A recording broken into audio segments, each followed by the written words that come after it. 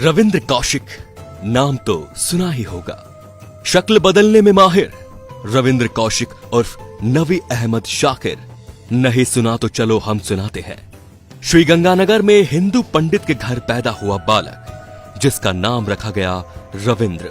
रविंद्र नाटक एक्टिंग करने का बड़ा शौकीन था। उसको रूप बदलकर बहरूपिया बनने में महारत हासिल थी। लेकिन इस होनहार कलाकार की किस्मत भी भगवान ने कुछ अलग ही लिख रखी थी। हुआ यूं कि रविंद्र की एक्टिंग देखकर लखनऊ के एक सेठ ने रविंद्र को लखनऊ बुलाया, जहां उन्होंने देश प्रेम का रोल अदा किया। उस किरदार में रविंद्र भारतीय सैनिक बने थे। लोगों को ये एक्टिंग बिल्कुल सच की तरह लग रही थी। उसी भीड़ में एक रॉ अधिकारी ये नाटक देख रहा था। उसने रविंद्र को कहा कि मेरे लिए काम करोगे। उसने रविंद्र को काम नहीं बताया, पर इतना कहा कि बहरूपिया बनकर मुसलमान की एक्टिंग करनी पड़ेगी। रविंद्र ने कहा क्यों नहीं। रविंद्र के हामी भरने के बाद रॉ द्वारा उसको गुप्त स्थान पर ले जाया गया।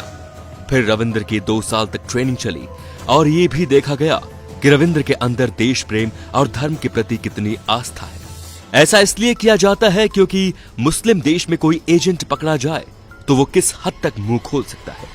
रविंद्र हर परीक्षा में पास हुआ। रविंद्र ने रॉ के अधिकारियों को खुश कर दिया था। आखिर में रविंद्र के इम्तिहान का दिन आ गया। रॉ के एक बड़े अधिकारी ने रविंद्र को बोला कि पाकिस्तान जाओगे। रविंद्र ने कहा हां, आपका जैसा आदेश। रॉ के एजेंट ने कहा कि तुम जासूस बनकर पाकिस्तान जाओगे। मर गए तो तुम जानो और तुम्हारा काम। रविंद्र ने कहा मुझे खुद पर भरोसा है। रूप बदलने की कला को आज तक कोई नहीं पकड़ पाया। इतना ही रॉ के अधिकारियों को सुनना था। फिर रविंद्र का बाकायदा खतना करवाया गया। उसे दिन में 5 बार मुस्लिम की तरह नमाज पढ़ने की ट्रेनिंग दी गई। उसको पूरा मुसलमान बनाया गया। उसको उर्दू सिखाई गई। उसको कुछ दिन मुसलमानों के साथ रखा गया। उसको कहा गया कि उसके बारे में किसी को मत बताना, यहां तक कि अपने घर में अपनी मां को भी मत बताना, और तुम्हारे घर में काम के बदले पैसे हम पहुंचा दिया करेंगे। तो रविंद्र ने अपने घर पर यही बताया कि उसकी दुबई में नौकरी लग गई है और वो दुबई में ही रहकर कमाएगा और उनके पास पैसे भेजेगा। परिवार ने राजी राजी खुशी उसे विदा कर दिया। फिर उनको भारतीय सेना द्वारा सीमा पार करवा के पाकिस्तान भेजा गया, जहां अब रविंद्र को अपनी पूरी जिंदगी बितानी थी। रविंद्र ने पाकिस्तान जाकर सबसे पहले अपना शिनाख्ती कार्ड बनवाया और कराची के एक कॉलेज में LLB डिग्री ले ली। फिर एक दिन अखबार में रविंद्र ने पाकिस्तानी सेना का इश्तिहार देखा। कहा जाता है कि रविंद्र उर्फ नवी अहमद शाकिर ने पाकिस्तानी सेना को अपने काम से इतना खुश कर दिया था कि सेना में वो मेजर के पद तक पहुंच गए थे। पाकिस्तान में मेजर का पद काफी ओहदा रखता है। और अंत में उन्होंने अपने सीनियर अधिकारी चकीवर शेख की बेटी फातिमा से शादी कर ली। फातिमा से रविंद्र दिल से प्यार करते थे, पर रविंद्र ने फातिमा को कभी नहीं बताया कि वो उसके देश की जासूसी कर रहा है और वो भारतीय हिंदू है, और मुसलमान बनकर उससे शादी की। वो भारत को पाकिस्तान से कई महत्वपूर्ण सूचनाएं भेज रहा था। इधर रॉ के अधिकारी खुश और पाकिस्तान में पाकिस्तानी सेना उसके काम से खुश। सब बढ़िया चल रहा था, पर कांग्रेस की सरकार से एक बहुत बड़ी चूक हो गई। हुआ यूं कि कांग्रेस की सरकार चाहती थी कि रविंद्र की सहायता के लिए एक और आदमी पाकिस्तान भेजा जाए। रविंद्र से इस बारे में जब पूछा गया तो रविंद्र ने कहा मुझे किसी की जरूरत नहीं है, मैं अकेला ही काम कर लूंगा। और कांग्रेस सरकार के दबाव में रविंद्र को हामी भरनी पड़ी। फिर एक और रॉ के एजेंट को तैयार करके पाकिस्तान रवाना किया गया। उसने भारत बॉर्डर तो पार कर लिया, पर रुक गया एक होटल पर चाय पीने, जहां कुछ पाकिस्तानी सैनिक पहले से ही बैठे थे। उन सैनिकों को इस एजेंट की बोलचाल से शक हो गया। सैनिकों ने उस एजेंट को पकड़ लिया और पूछा कि कौन हो तुम। उस मूर्ख एजेंट ने बोला कि मैं भारत से आया हूं मेरे दोस्त से मिलने, पर समय ही खराब था। उनमें से एक ने कहा बुला कौन है तेरा दोस्त, नहीं तो गोली मार दूंगा। इतना सुनते ही वो रॉ का एजेंट शुरू हो गया और बोला कि मैं रॉ का एजेंट हूं, यहां पर मौजूद पहले से ही रॉ के एजेंट की मदद करने आया हूं, और जो आपके सेना में मेजर हैं, जिसने हिंदू होते हुए भी मुस्लिम लड़की से शादी की, ये सब उसने बोल दिया।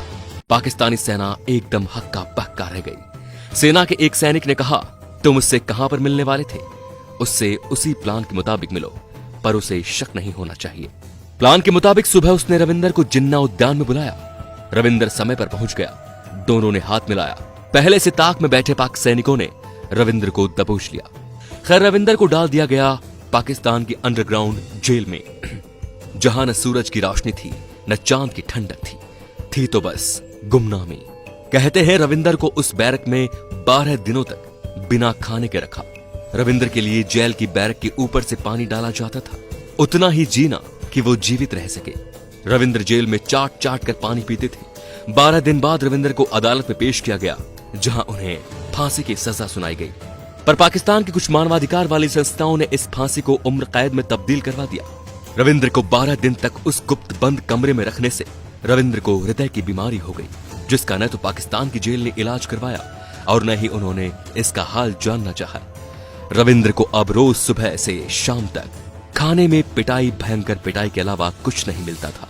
इस बीच रविंद्र अपने घर पर खत भी लिखा करता था, जो आज भी उसके घर पर मौजूद है, जिसमें रविंद्र लिखा करता था कि मैं कोई दुबई कमाने नहीं गया, मैं जासूसी करने पाकिस्तान गया हूं, जहां मुझे भारत सरकार की गलती के कारण धर लिया गया है। मैं भारत सरकार के लिए इस पराये मुल्क के लिए आया। मैंने उसको जानकारियां दी, मैंने उनको सन 71 के युद्ध को जीतने में बहुत सहायता की। इंदिरा गांधी ने मुझे ब्लैक टाइगर की उपाधि दी। अब मुझे टीबी और हृदय रोग हो गया है, जिसका इलाज इस मुल्क में नहीं है। मुझे बचा लो, मैं भारत की जमीन पर मरना चाहता हूँ। रविंद्र के पिता बार बार भारत के नेताओं से मिलते रहे। नेताओं ने इतना ही कहा कि उसने एग्रीमेंट साइन किया है कि पकड़ा गया तो उसकी कोई सहायता नहीं होगी। और अंत में 2001 में पाकिस्तानी टॉर्चर सहते सहते रविंद्र ने पाकिस्तान की जेल में प्राण त्याग दिए। भारत सरकार ने रविंद्र का शव लेने से भी इनकार कर दिया। पाकिस्तान की नीचता भी गजब है। उन लोगों ने रविंद्र का शव कचरे के साथ जला दिया। कहा जाता है कि रविंद्र की मुस्लिम पत्नी भी उससे मिलने एक बार जेल आई थी। उसने बस यही पूछा था कि क्यों किया मेरे साथ ऐसा। रविंद्र का जवाब था, मेरे देश के लिए। फिर वो उससे मिलने कभी नहीं आई। रविंद्र और उस मुस्लिम महिला का एक बेटा भी है, जो पाकिस्तान में ही रहता है। रविंद्र इतना महान रूप बदलू था कि वो पाकिस्तानी फौज में मेजर रहते हुए 5 बार अपने परिवार से मिलने आया था और ऐसे छुट्टियां बिताई जैसे कोई भारतीय फौजी अपने घर पर छुट्टियां बिताने आता हो। पर कभी पाकिस्तान को उस पर शक नहीं हुआ। बस कांग्रेस सरकार की एक छोटी सी गलती रविंद्र को ले डूबी। तो ऐसे महान वीरों के लिए एक शेर तो बनता है दोस्तों, भारत मां के सच्चे सपूत को मेरा दिल से सलाम। भारत माता की जय। धन्यवाद।